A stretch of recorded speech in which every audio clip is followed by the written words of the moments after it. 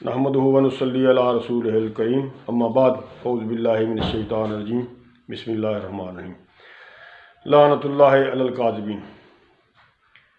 میں آج اپریل فول کے حوالے سے کچھ بات کرنا چاہتا ہوں۔ یہ چیزیں غیر مسلموں کی دیکھا دیکھی ہم میں سرایت کر گئی ہیں، ہم نے ان کو اپنا لیا ہے، اور اس کی جو ہے قباحت یا اس کے گناہ کا ہمیں علم نہیں ہے۔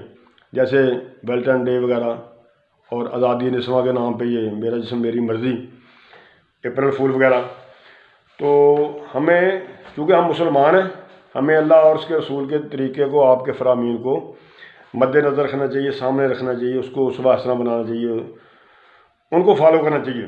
تو اس میں 4 چیزیں ہیں اپریل فول میں۔ پہلے نمبر پہ ہے جھوٹ بولنا، اور دوسرے نمبر پہ ہے کسی کو تکلیف دینا، تیسرے نمبر پہ ہے کسی کا مذاق اڑانا، اور چوتھے نمبر پہ ہے کسی کو بے عزت کرنا، بے توقیر کرنا، اس کی انسلٹ کرنا۔ تو جھوٹ کے متعلق اللہ کا واضح فرمان ہے، عام لوگ جانتے ہیں کہ اللہ نے فرمایا لعنت اللہ علی الکاذبین، جھوٹوں پر اللہ کی لعنت ہے۔ تو یہ دیکھیں لعنت کون ڈال رہا ہے؟ پہلی بات تو کہ اللہ تعالیٰ لعنت ڈال رہے ہیں۔ لعنت تو ویسے کوئی بندہ کسی پہ ڈال دے اور وہ چیز لعنت زیادہ ہوتا ہے۔ جیسے ایک دفعہ اللہ کے رسول جا رہے تھے تو کسی نے نا اپنی سواری پہ، اونٹ پہ یا کوئی اور چیز تھی، اس پہ لعنت ڈالی، تو اللہ کے رسول نے فرمایا جلدی جلدی سے اپنا سامان اتار لو، سامان اتار لو، اب اس کو استعمال میں نہیں لانا، اس پہ لعنت، یہ لعنت زیادہ ہو چکی ہے۔ تو ادھر اس کام پہ اللہ تعالیٰ لعنت ڈال رہے ہیں کہ جھوٹوں پہ اللہ کی لعنت۔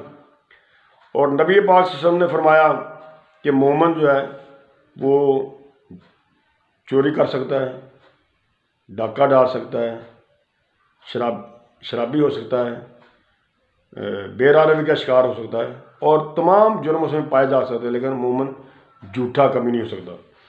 نبی پاک صلی اللہ علیہ وسلم نے فرمایا، ابو داؤد کی روایت ہے، ہلاکت ہے اس کے لیے جو لوگوں کو ہنسانے کے لیے جھوٹ بولے۔ اور آپ نے 3 دفعہ فرمایا ہلاکت ہے، ہلاکت ہے، یعنی جو لوگوں کو صرف محض ہنسانے کے لیے جھوٹ بولے۔ اور اسی طرح دوسرے نمبر پہ ہے کسی کو تکلیف دینا۔ تو نبی اکرم صلی اللہ علیہ وسلم نے اس کے متعلق فرمایا المسلم من سلم المسلمون من لسانہ و یدہ، مسلمان وہ ہے جس کی زبان سے اور جس کے ہاتھ سے دوسرے مسلمان محفوظ رہیں۔ اگر ہم کسی کو جھوٹ بول کے کوئی خبر دیتے ہیں تو یہ ہم بحیثیت مسلمان کر رہے ہیں، ہمیں سوچنا چاہیے یہ ہمارے نبی کی تعلیمات نہیں ہیں۔ ہم نے تو اس نبی کا کلمہ پڑھا ہوا ہے جس نے لوگوں کو فائدہ پہنچانے کا ہے، یہ بے لذتہ گناہ کر رہے ہیں۔ تیسرے نمبر پہ مذاق اڑانا کسی کا۔ تو قرآن کریم میں اللہ تعالیٰ نے واضح طور پہ فرمایا ہے، سورہ حجرات ہے، یا ایھا الذین آمنوا لا یسخر قوم من قوم عسیٰ ان یکونوا خیرا منہم۔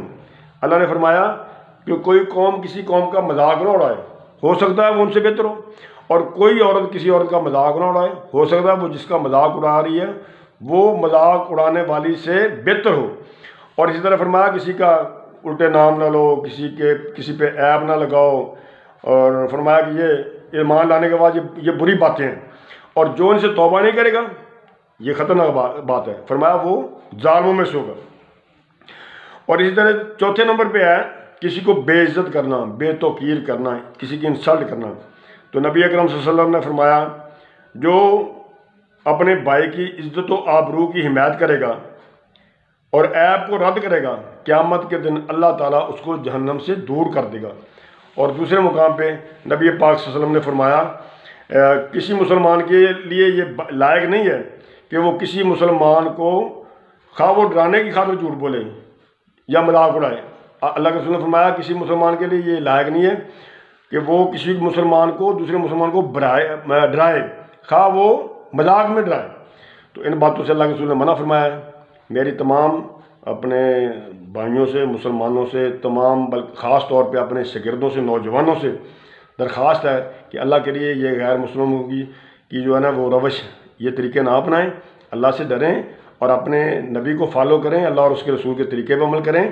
ایسی باتوں پہ عمل نہیں کرنا چاہیے۔ ہم نے نبی پاک صلی اللہ علیہ وسلم، محمد کریم صلی اللہ علیہ وسلم کا کلمہ پڑھا ہوا ہے، تو ایسا نہ ہو کہ ہمارے طور طریقے جو ہیں وہ جیسے کہ علامہ اقبال نے کہا تھا کہ وضع میں تم نصارہ ہو تمدن میں یہود، یہ مسلمان ہیں جن دیکھ کے شرما ہے یہود۔ تو اللہ تعالیٰ ہمیں عمل کی توفیق عطا فرمائے۔